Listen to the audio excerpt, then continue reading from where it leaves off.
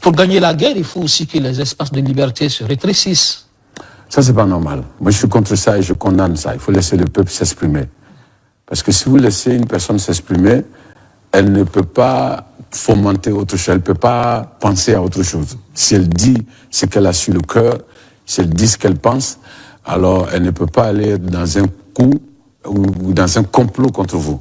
La clandestinité, par exemple. Voilà, la clandestinité, voilà. Mais si vous l'empêchez de parler, vous lui dites, bon, voilà, c'est cette période-là, on ne peut pas parler. C'est pourquoi je condamne même les actes, le fait que des activistes soient arrêtés au Mali, les rasbages, les bennes, le cerveau, etc.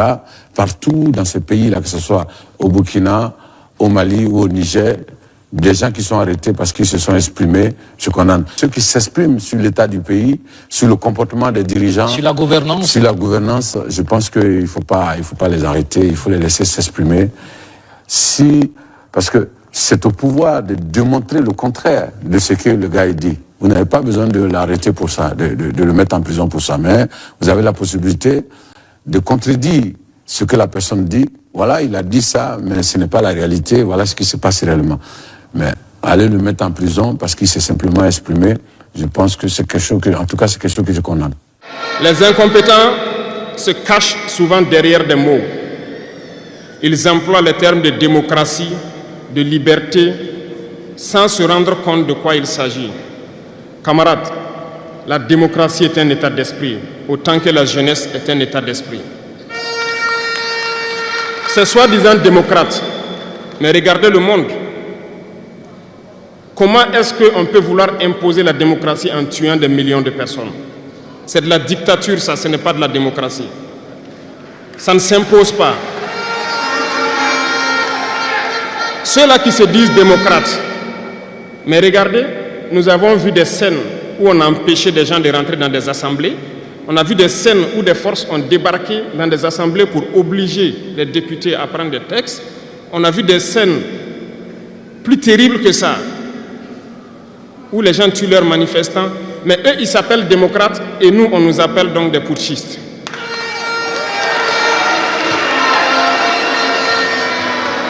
Si c'est ça la démocratie, je répète, nous ne voulons pas de cette démocratie.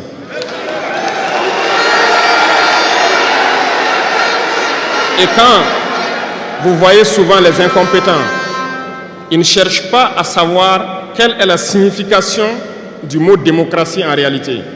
Ils s'accrochent juste à la définition qui lui a donné l'impérialisme et il se met à parler de démocratie sans réellement connaître le fondement. Ça, c'est de l'incompétence. Il faut chercher à connaître, avoir la connaissance, regarder le monde pour redéfinir la démocratie telle que nous le voulons en Afrique.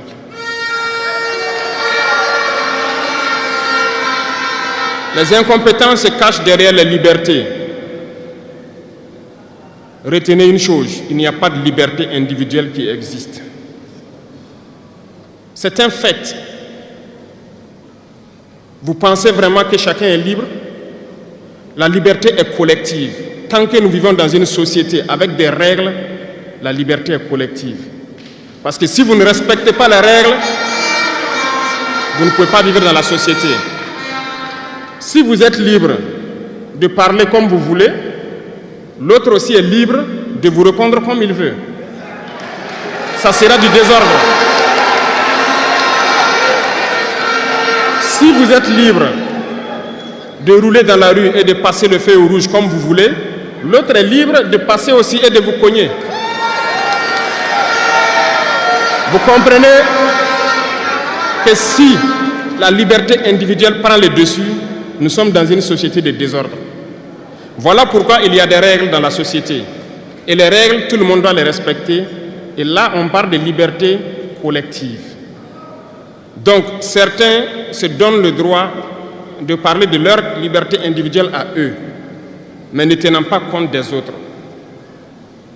Je pense que ça fait partie aussi de l'incompétence, parce qu'ils ne cherchent pas à comprendre, ils s'arrogent les droits que peut-être les États les ont donnés pour sévir, pour faire tout pour eux, en négligeant les libertés des autres.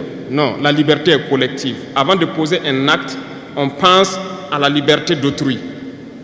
Et nous ne devons pas transcender la liberté des autres. Donc ça fait qu'on doit avoir de la réserve.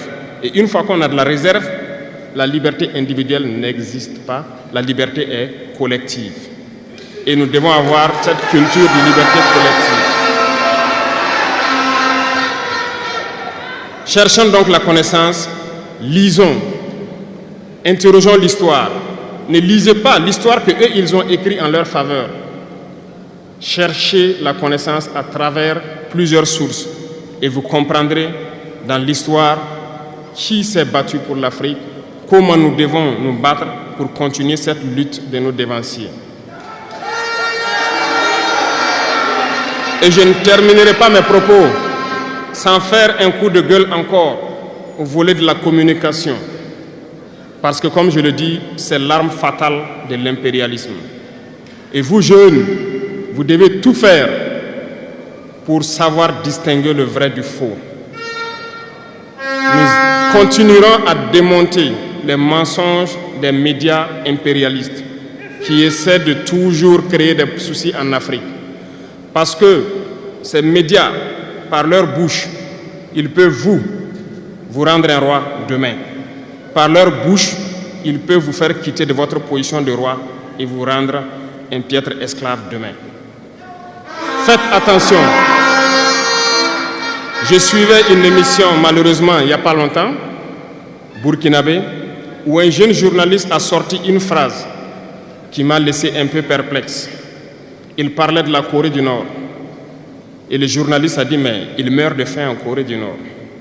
A-t-il pris le soin d'aller en Corée du Nord enquêter pour voir vraiment s'il meurt de faim? L'idée que les médias impérialistes ont vendu de la Corée du Nord est plus développée que beaucoup de pays européens. Et parce que ces médias nous disent la Corée du Nord c'est la dictature, les gens meurent de faim, ils sont pauvres, ils n'ont rien, on prend ça ainsi. Mais la Corée du Nord est une puissance nucléaire, comment est-ce qu'ils ont fait?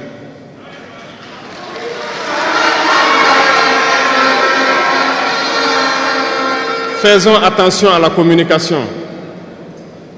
Il ne faut pas suivre de manière aveugle ces médias menteurs qui ne cherchent qu'à diviser l'Afrique.